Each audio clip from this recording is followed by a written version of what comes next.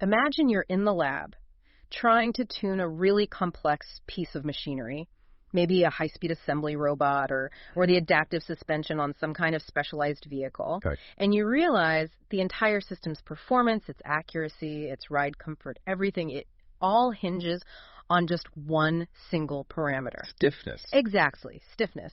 And not just one fixed value, but one you need to change, rapidly and reliably. And that's really why these tunable mounts have become so critical for modern R&D. Right. When you're trying to validate a new design or you're collecting just tons of training data for an AI controller, you have to simulate dozens of scenarios. And you can't be swapping out physical parts all day. No, you can't. So if you can use a tunable element that lets you make fast, low-effort changes, you're not just saving time. You're accelerating the entire R&D cycle. Okay, so let's unpack this deep dive. We're looking at a really fascinating study on a mechanical stiffness tuning mechanism from Fraunhofer LBF. A very powerful mechanism. But, the core question is durability. Right. What good is all that tunability if the component just fails after a few hundred cycles? Precisely. So our mission today is to explore how they really rigorously figured out the durability limits for this element. And the material they're looking at is a big deal in itself.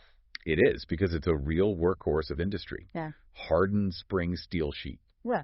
C85S+QT, to be specific. That's a material with a really hefty tensile strength. What is it, between 1320 and 1520 newtons per square millimeter? Yeah, it's strong stuff. And because it's a standard high-performance material, the results we're going to talk about are, super relevant to what people are already doing. Right. This isn't some theoretical exotic material. Not at all. Okay, let's get into the mechanics of it.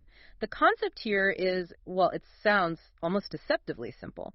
They tune it by changing the effective length of a bending beam. Mm-hmm. Can you sort of paint a picture for us? How does that work physically? It's a really elegant design. You have an inner component and an outer component, and they're connected by this spring element that follows a circular path. So the magic knob, if you will, is the clamping position of that outer component.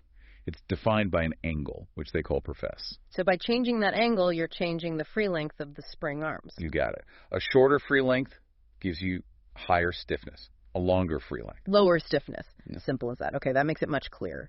And for their tests, they focused on a single spring element with 3 arms, right? Okay. And they varied 2 key factors. The geometry. The geometry. First, the spring sheet thickness, so either 1.5 millimeters or 3 millimeters. And second, that slider position angle. And they went for the extremes there. They did. 30 degrees for the stiff, short beam setup, and 100 degrees for the soft, long beam one.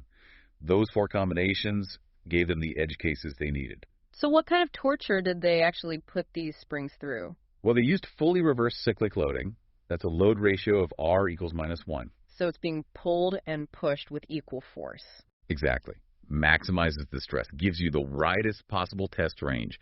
They ran it under displacement control until it either failed or it hit 2 million cycles. Which they defined as the run-out limit. Mm-hmm. But defining failure here is really interesting. It isn't just waiting for a crack, is it? No, and that's a crucial point for any adaptive system.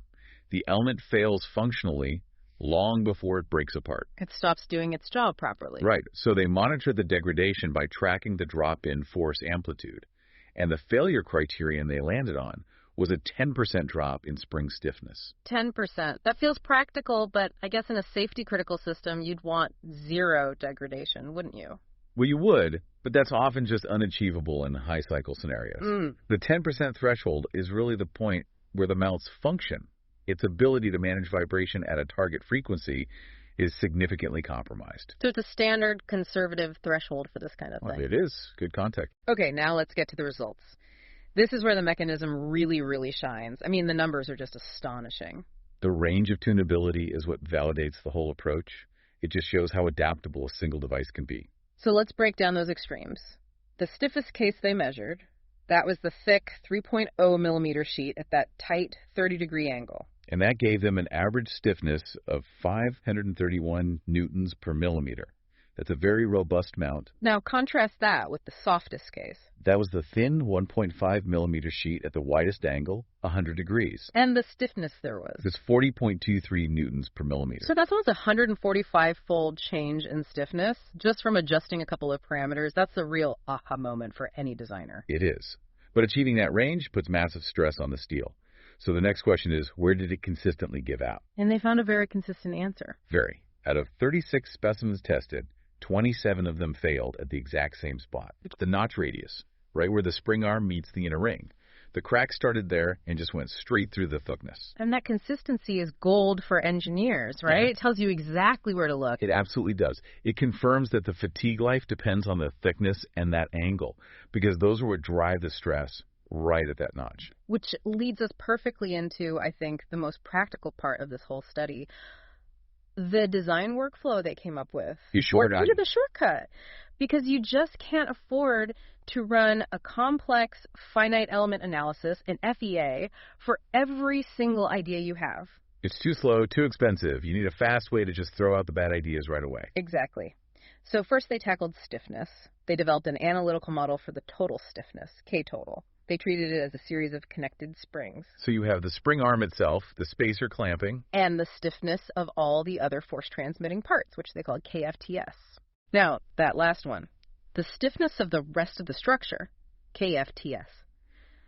That sounds like a tiny detail, but the data showed it was actually critical, didn't it? Oh, it's where the real-world measurements totally change the game. Usually you'd assume that KFTS is negligible, especially in soft setups. You just ignore it. You'd ignore it. But they found in the stiffest configuration, the 3 millimeter 30-degree case, it made a huge difference. How huge? The measured stiffness was a massive 23% lower than what the ideal FEA model predicted. Wow. So if a designer just ignored it, their stiffest designs would fail way earlier than they thought. Way earlier. So they actually calculated a value for it, 25,311 newtons per millimeter. And you have to include that number for your model to be accurate in those high stiffness settings. So they nailed the stiffness model. Then they needed a similar shortcut for the fatigue strength. Right. And they developed a two-tiered system for that, using SN curves. An SN curve just plots stress against the number of cycles to failure. It's the backbone of fatigue design. Exactly. So tier 1 is for that quick pre-dimensioning stage. It's the back of the envelope calculation. Kind of. It uses simplified algebraic equations based only on simple geometric parameters, thickness, width, notch radius, to estimate something they call Mises pseudostress. So it's a fast estimation tool that lets you avoid firing up the complex FEA software. You got it.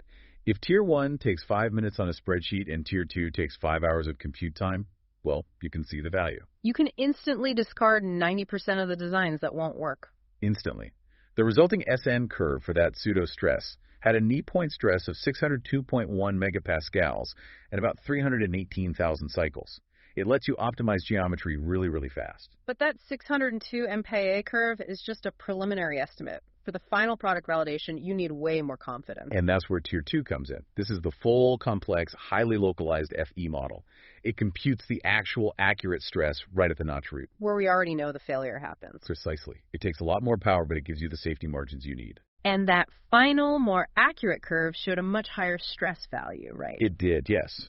The knee point stress based on those true notch stresses was 769.7 megapascals at around 291,000 cycles. So that difference from 602 to nearly 770 MPa, that shows why you need both. Absolutely. You use the pseudo-stress SN curve for rapid screening, and then you use the higher, more accurate FEA notch stress curve for the final safe design validation. It's a perfect balance of speed and accuracy. It really is. So, to wrap this up then, this study effectively established the durability limits for this tunable spring element.